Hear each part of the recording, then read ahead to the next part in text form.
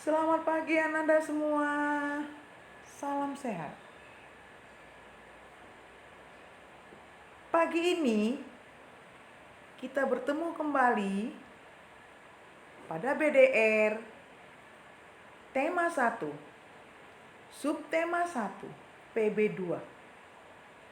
Nah, sebelum kita memulai pembelajaran, ada baiknya terlebih dahulu kita berdoa menurut agama dan kepercayaan masing-masing agar pembelajaran kita berlangsung dengan baik.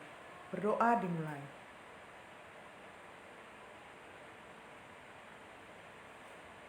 Berdoa selesai. Anak-anak semua, kita sekarang fokus pada pembelajaran PPKN dan SBDP. Nah, sebelum kita membahas satu persatu, terlebih dahulu kita harus mengetahui tujuan pembelajaran tersebut. Pertama, mengidentifikasi sikap yang mencerminkan sila pertama dan sila kedua, serta menyebutkan langkah perbaikan atas sikap yang belum mencerminkan sikap dari sila tersebut. Ya, maksudnya dari sila pertama dan sila kedua. Nah, yang kedua, mendiskusikan patung Nusantara dan bentuknya. Oke Ananda, berikut kita melihat nilai-nilai Pancasila.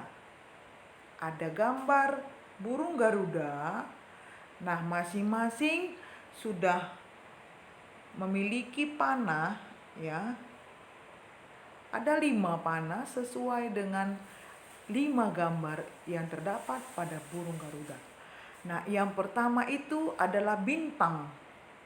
Nilai ketuhanan. Menjunjung toleransi antar umat beragama. Nih, enak. Perhatikan. Nah, yang kedua, nilai kemanusiaan. Nih, nilai kemanusiaan itu adalah berupa rantai. Tidak membedakan manusia berdasarkan warna kulit, latar belakang, ekonomi, dan lain sebagainya. Itu nilai kedua yang dilambangkan dengan rantai. Nilai kemanusiaan. Gambar yang kedua maksud Ibu ya nak. Nah, yang ketiga nih pohon beringin. Nilai persatuan. Ya, gambar pohon beringin melambangkan nilai persatuan. Lihat, mengutamakan persatuan dan kesatuan daripada kepentingan pribadi dan golongan. Nah, gambar yang keempat, semua memperhatikan panah yang ini kepala banteng, nilai kerakyatan. Ya. Keputusan yang diambil harus berdasarkan musyawarah sampai mencapai kesepakatan bersama atau sampai mencapai kata mufakat. Itu untuk gambar kepala banteng. Nah, yang terakhir Ananda semua, ini adalah nilai keadilan. Lambang dari gambar apa itu? Iya, padi dan kapas. Tuh, nilai keadilan. Bersikap adil terhadap sesama. Nah, ini Ananda nilai-nilai yang terkandung di dalam kelima gambar tersebut. Nah, mulai dari gambar bintang, rantai, pohon beringin, kepala banteng, terakhir padi dan kapas. Oke Ananda semua, kita lihat contoh pengalaman sila pertama. Tuh lihat, yuk, ada toleransi. toleransi antar umat beragama nih. Ini buat diperhatikan di semua gambarnya. Memberi bantuan tanpa membedakan agama. Tuh, agama Buddha dengan agama Islam. Tuh ya. Terus saling menghormati antar umat beragama. Ya, di situ coba kita lihat ada gambar masjid, ya, kelenteng, gereja, pura, ya. Jadi beraneka ragam, tetapi dia mempunyai satu kesatuan, yaitu saling menghormati antar umat beragama. Itu contoh pengamalan sila pertama yang tadinya dilambangkan dengan bintang. Ya. Oke, Ananda. Nah, berikut contoh pengalaman sila kedua. Nah, hari ini PKN-nya membahas tentang sila 1 dan sila kedua. Nah, untuk sila kedua nih, contohnya membantu korban bencana alam, membantu adik belajar, bersikap sopan kepada orang tua, tidak berbuat kasar kepada orang lain, menolong teman yang kesulitan. Jadi ada perbedaannya ya, sila pertama dan sila kedua. Tadi sila kedua itu dilambangkan dengan apa? Rantai. Ya, rantai. Nah, Ananda semua, berikutnya kita masuk ke SBDP. Nah, kita melihat patung Nusantara. Patung Nusantara adalah patung yang memiliki pemaparan ekspresi, gagasan, ide, dan seni yang berasal dari Indonesia. Nah, sebagian patung Nusantara pada awalnya terbuat dari batu, ya, tanah liat. Namun dengan perkembangan zaman, bahan patung terbuat dari bejana perunggu. Ya.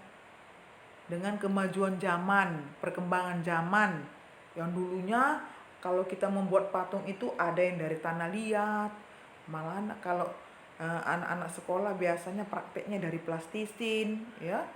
Nah, berkembangnya terus zaman sesuai dengan perkembangan zaman, maksud ibu. Jadi patung itu bahannya sekarang terbuat dari bejana perunggu. Nah, secara umum ya, seni rupa Nusantara memiliki dua fungsi. Fungsi praktis, fungsi estetis. Fungsi praktis yaitu fungsi karya seni rupa yang berkaitan dengan pemenuhan kebutuhan benda pakai. Nah, fungsi estetis, fungsi karya seni rupa yang berkaitan dengan pemenuhan kebutuhan yang akan benda hias. Ya, Ananda semua kita lanjut. Nah, ini dia patung Nusantara gambarnya. Ya, coba ini kamu lihat. Ini adalah gambar monumen yang ada di Surabaya ini. Nah, dah. Kemudian ini patung setengah badannya ada, nampak dak? Nah, ini lagi. Ini dikatakan patung, contoh-contoh patung Nusantara. Ya. Kalau ini biasanya disebut juga ini patung monumen, patung religi, patung monumen, gitu ya.